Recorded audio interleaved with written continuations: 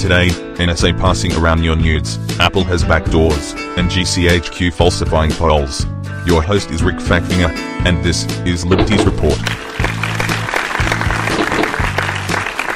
This report is presented by Private Internet Access. Good evening, and welcome to Liberties Report July 19. This week's Liberty discussions have revolved around the United States spy agency, the NSA, and the fact that its employees seize intercepted nude and sexual private photos as a fringe benefit of the job, passing private intercepted photos around between colleagues. This is according to a 7-hour interview with Edward Snowden by The Guardian. Anybody who says they have nothing to hide, so they have nothing to fear, should have pause at this point as such as they start appearing. In particular, people who dismiss the spying on civilians with an "it's not like they're seeming naked" should really consider their argumentation at this point. While there's obviously nothing wrong with a naked body as such, this is still just as obviously a breach of confidence, integrity, and privacy of civilians. However, it's also not new.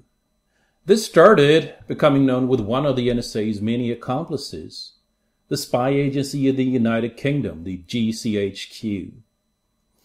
It turns out that they try to intercept exactly everything that passes London and the UK, and that the GCHQ has a special program in place to intercept civilian webcam chats from Yahoo, a program called Optic Nerve.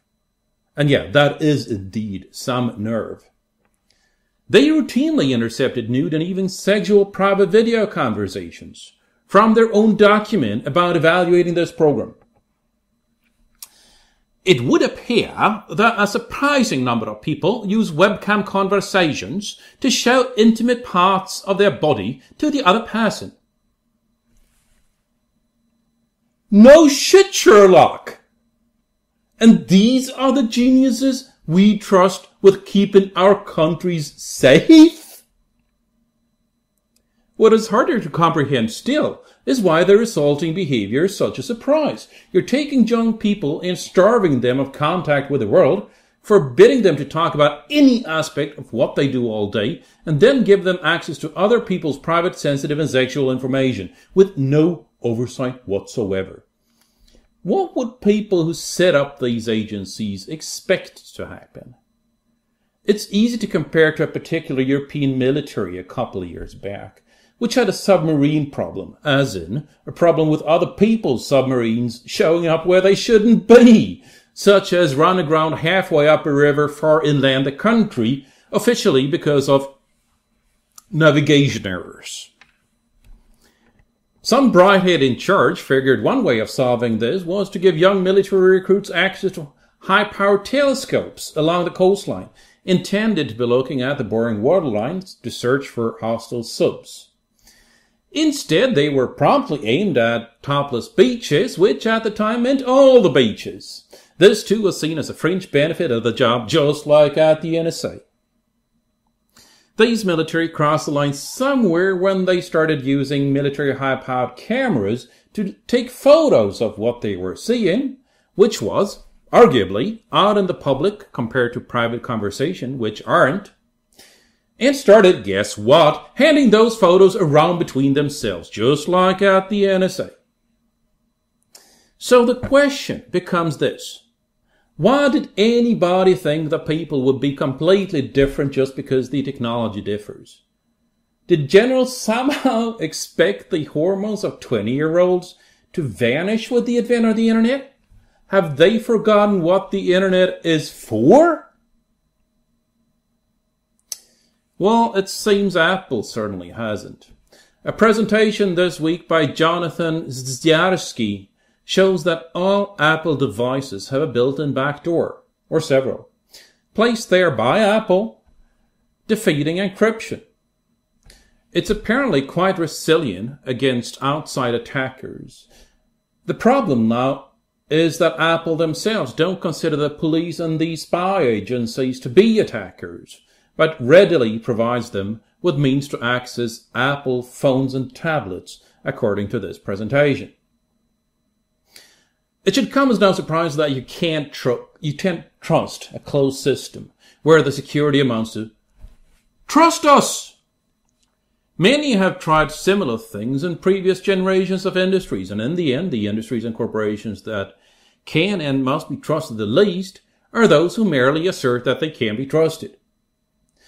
We know now that they cooperate willingly with various 3- and 4-letter government agencies against their customers.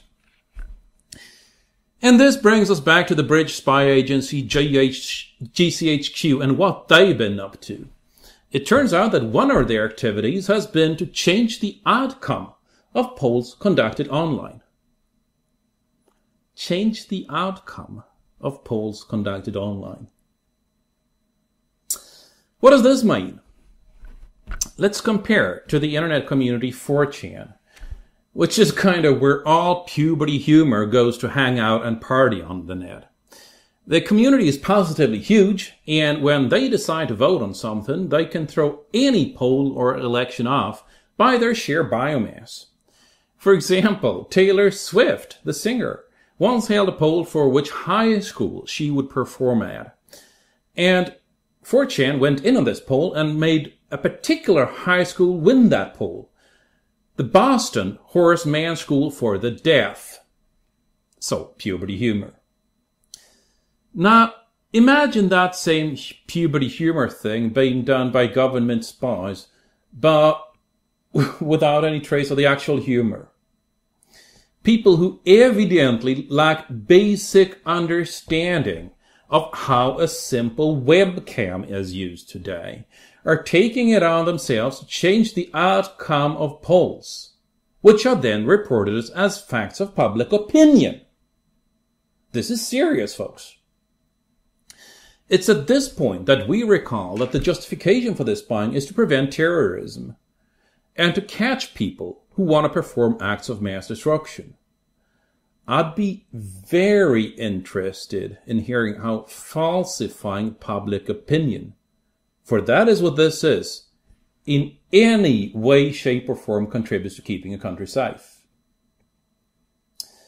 And the real implications of this are realized only when you combine the spy agency activity with electronic voting, which many politicians who don't understand the net seem to think is somehow a good idea. How many remember the Diebold voting machines and all the ways they could be hacked and elections rigged? Think about that for a minute. And then about what these spy agencies are already known to do. Do note now that I'm not accusing the spy agencies of having manipulated any election in the past. I'm merely pointing out that they're doing it in the present. I'm Rick Falkvinge, and this is Liberties Report. Good night. This report is presented by Private Internet Access. Liberties Report is produced using exclusively free software.